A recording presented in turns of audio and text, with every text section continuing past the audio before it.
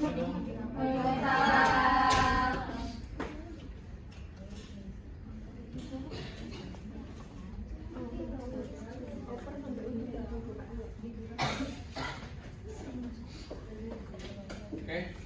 pagi anak-anak semuanya. Pagi, Pak. Apa kabar semuanya? Tadi udah belajar apa aja? Sama Ibu Intan ya? Iya. Oke. Kurang semangat nih. Bapak akan ngasih sedikit semangat untuk Bapak nanti ngomong dalam semangat pagi. Kalian jawab pagi gitu ya? Iya. Oke. Semangat pagi. Pagi. Kurang semangat pagi. Pagi. Untuk applause. Oke. Ya, silakan. Silakan. Jam berapa ini baru masuk? Jam 1.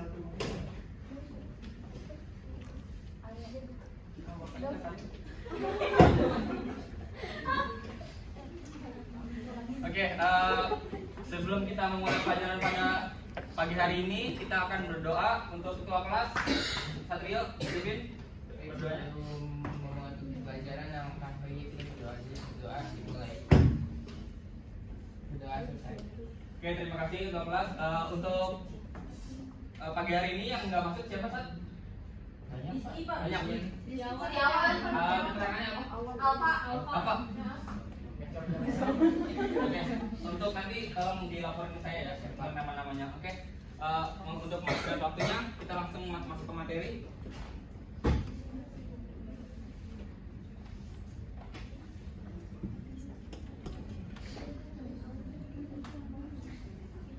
Oke, dalam pertemuan pagi hari ini dengan Bapak akan membahas tentang mengelola dana kas kecil. Boleh ini? Oke, untuk pengertian kas kecil, di sini ada yang mengetahui secara umum untuk pengertian kas kecil itu apa? Ada yang bisa angkat tangan?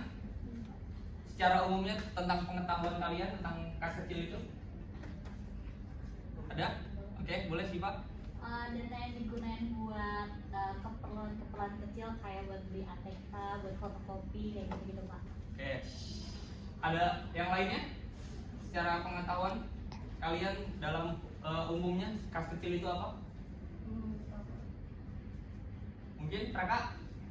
Mungkin sejumlah tempat penyimpanan uang yang digunakan itu biasanya untuk keperluan yang nggak terlalu besar, Pak. Oke. Adi? Ingin berpendapat? Kurang lebih sama sih Pak, buat mencatat pengeluaran yang kecil-kecil. Oke. Dari sebagian pendapat kalian sudah betul. Oke. Jadi untuk kas kecil itu ialah sejumlah uang atau kas atau uang tunai yang disediakan oleh perusahaan atau instansi untuk membayar pengeluaran rutin dalam jumlah relatif kecil. Jadi misalkan dinamakan kas besar berarti relatif secara besar. Lanjut untuk karakteristik kas kecil. Di dalam karakteristik ini ada beberapa karakter. Yang pertama, jumlahnya itu tidak dibatasi atau tidak lebih dan tidak kurang. Lalu yang kedua, kas kecil ini digunakan untuk menandai transaksi kecil yang sifatnya rutin setiap hari.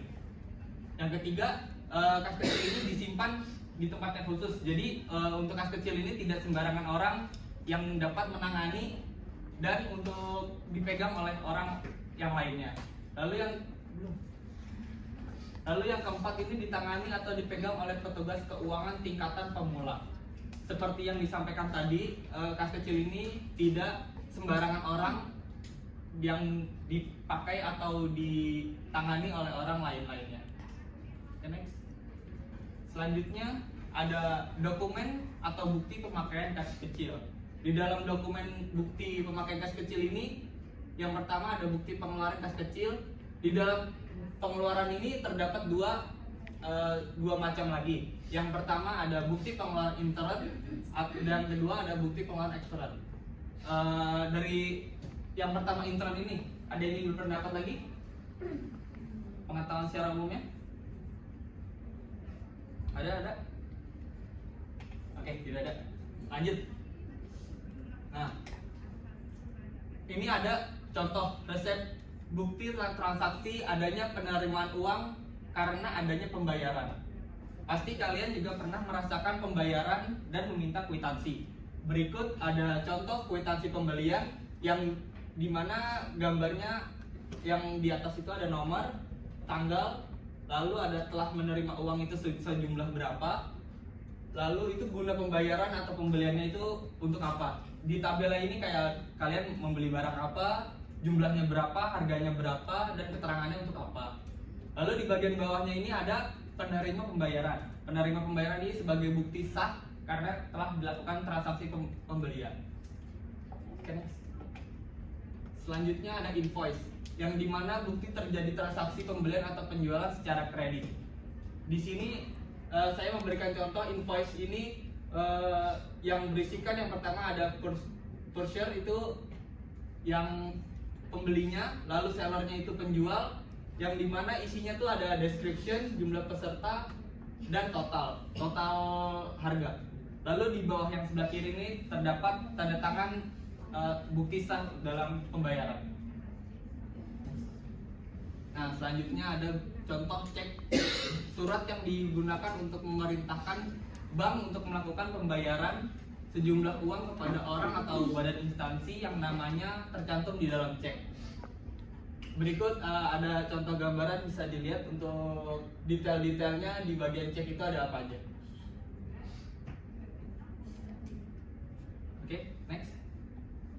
Selanjutnya ada contoh bilet giro.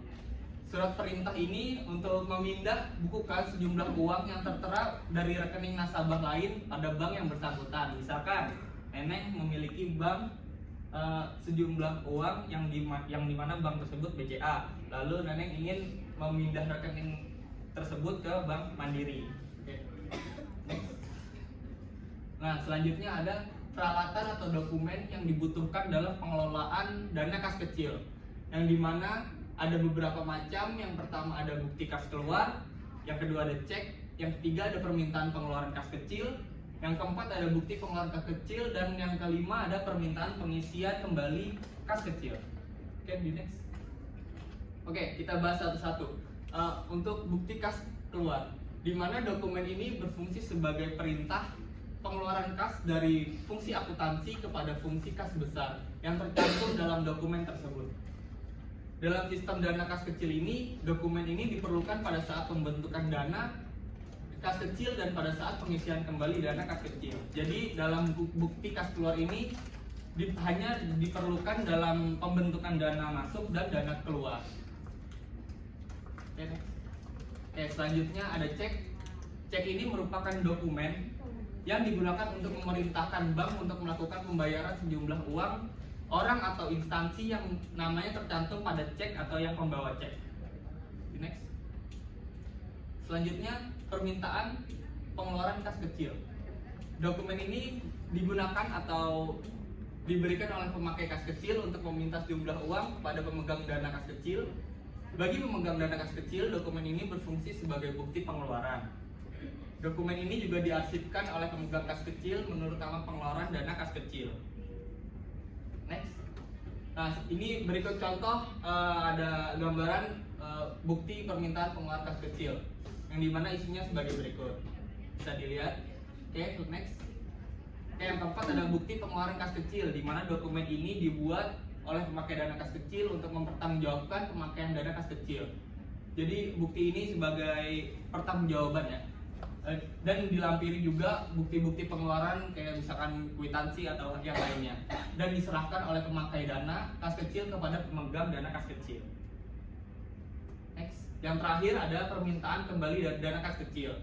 Dokumen ini dibuat oleh pemegang dana kas kecil yang diminta kepada bagian utang agar dibuatkan bukti kas keluar guna untuk pengisian kembali dana kas kecil. Nah, pasti kalian tahu sih tujuan dibentuknya kas kecil itu apa. Ini ada beberapa contoh. Isinya untuk menghindari cara-cara pembayaran pengeluaran yang relatif kecil dan mendadak. Lalu yang kedua ada meringankan beban para staf dalam memberikan pelayanan secara optimal kepada pelanggan, termasuk relasi bisnis pimpinan. Contohnya ada pimpinan kedatangan tamu yang mendadak dan lain-lainnya. Lalu yang ketiga ada untuk mempercepat kegiatan atasan yang mempergunakan dana secara mendadak dan tidak terencana. Nah, di sini ada metode pencatatan. Ada dua metode pencatatan. Yang pertama ada impres dan fluktuasi. Mungkin ada yang ingin berpendapat, impres itu secara umum apa? Satrio? Menurut saya impres itu jumlah dalam rekening kas kecilnya selalu tetap, Pak. Oke. Ada lagi? Ya Pak, Oke, saat Arif. pembentukan dana kas kecil itu dilakukan dengan cara yang sama seperti impres Pak. Oke, yang lainnya? Amanda? Impres itu jika jumlah kas kecilnya tinggal sedikit dan juga pada akhir periode. Oke. Untuk secara umum impres itu betul apa yang dikatakan Satrio, Arif, dan Amanda. Selanjutnya ada fluktuasi. Ada yang ingin berpendapat fluktuasi? Kalian? Fluktuasi itu pendapatan dilakukan setiap terjadi pengeluaran dana kas kecil. Oke. Ada lagi? Fluktuasi? Oke, bisa di next. Nah, untuk impres apa yang dikatakan Satrio, Arif, dan Amanda sudah benar. Yang pertama ada jumlah rekening kas kecil selalu tetap. Yang kedua ada apabila jumlah kas kecil tinggal sedikit dan juga pada di akhir periode. Yang ketiga ada pengeluaran kas kecil baru dicatat pada saat akan dilakukan pengisian kembali. Next. Selanjutnya ada fluktuasi. Yang pertama pembentukan dana kas kecil dilakukan dengan cara yang sama seperti pada sistem impres. Lalu perbedaannya dengan sistem impres itu metode fluktuasi saldo rekening kas kecil tidak tetap. Lalu yang ketiga ada pencatatan langsung dilakukan setiap terjadi pengeluaran dari dana kas kecil. Oke, untuk tugas dan diskusi kelompok ini Bapak akan berikan, lalu tapi dikerjakannya di minggu depan dikarenakan minggu depan Bapak tidak bisa hadir dalam pembelajaran. Nanti untuk soalnya Bapak kirimkan lewat PJ mata pelajaran. Oke, next. Oke, sekian, terima kasih pada pertemuan hari ini. Kurang lebih yang mohon maaf. Wassalamualaikum warahmatullahi wabarakatuh. Waalaikumsalam.